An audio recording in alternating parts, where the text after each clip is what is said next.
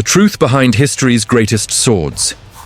In 1796, a young general named Napoleon Bonaparte stood before his troops in Italy, his sword raised, not just as a weapon, but as a symbol of destiny. Within a decade, that same sword would help reshape Europe. But Napoleon was not alone. Across centuries and continents, certain swords became more than steel. They became power, legacy, history itself. 1. The Sword of Goujian, c. 496 BCE. Discovered in 1965 in Hubei, China, the Sword of Goujian is one of the best-preserved ancient weapons ever found. It belonged to Goujian, ruler of the Yue Kingdom during the spring and autumn period. Despite being buried for over 2,000 years, the blade remained untarnished and razor-sharp. The sword features intricate inlaid designs and an inscription identifying its owner. Archaeologists were stunned not just by its craftsmanship, but by its chemical resistance to corrosion. This was not myth. This was metallurgy, centuries ahead of its time. 2. The Roman gladius, c. 3rd century BCE. The Roman gladius was not a single sword, but a standard military weapon that helped build an empire. Used by Roman legionaries, especially during the expansion of the Punic Wars, it was short, deadly, and designed for stabbing in tight formations. Its efficiency helped the Roman army dominate Europe, North Africa, and the Middle East. Unlike legendary named swords, the gladius represents something bigger: systematic warfare. Rome did not rely on heroes, it relied on discipline. 3. The Sword of Charlemagne, Joyeuse. Joyeuse, traditionally associated with Charlemagne, became a ceremonial sword of French kings. Though parts of the sword date to different centuries, it was used in coronations as late as the 19th century. Charlemagne ruled from 768 to 814 and unified much of Western Europe.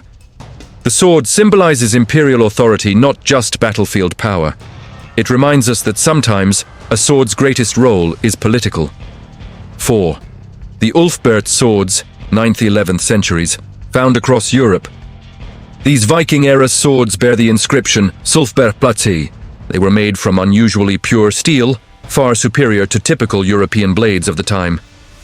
Historians believe the material may have originated from Central Asia or the Middle East. These swords were rare, expensive, and likely owned by elite warriors. They are evidence of early global trade and technological exchange during the Viking Age. 5. The Sword of El Cid, Tizona. Tizona is linked to Rodrigo Diaz de Vivar, known as El Cid, a Castilian knight of the 11th century. He fought both for and against Muslim and Christian rulers during the Reconquista. The sword, now housed in Spain, dates partly to the 11th century, though modified later. Unlike mythic exaggerations, El Cid was a real mercenary leader navigating a complex political world.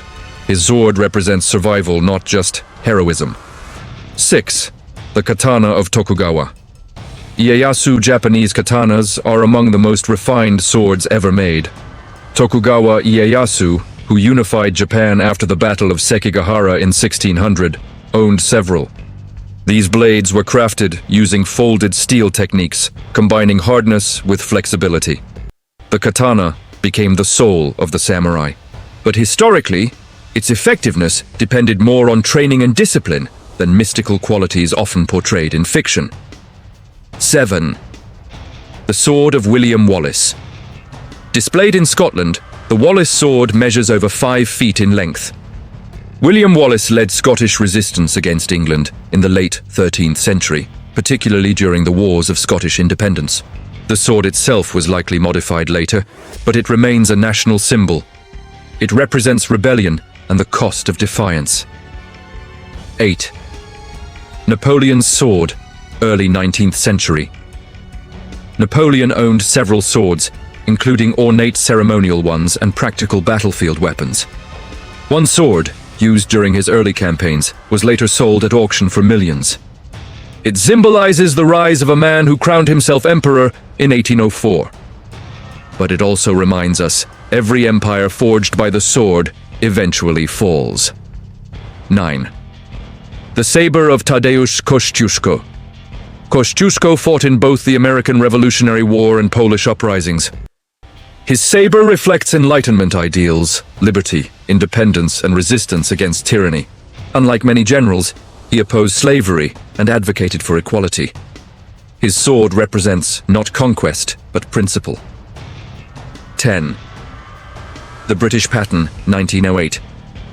Cavalry sword. Designed for thrusting rather than slashing, this sword reflected modern military thinking. Used during World War I, it emphasized efficiency over tradition. But World War I also marked the decline of swords in warfare. Machine guns and artillery replaced blades. The age of the sword was ending. For thousands of years, swords shaped empires, defended nations, and defined heroes. But in the end, history did not remember the sharpest blade, it remembered the hands that wielded it, and the choices they made.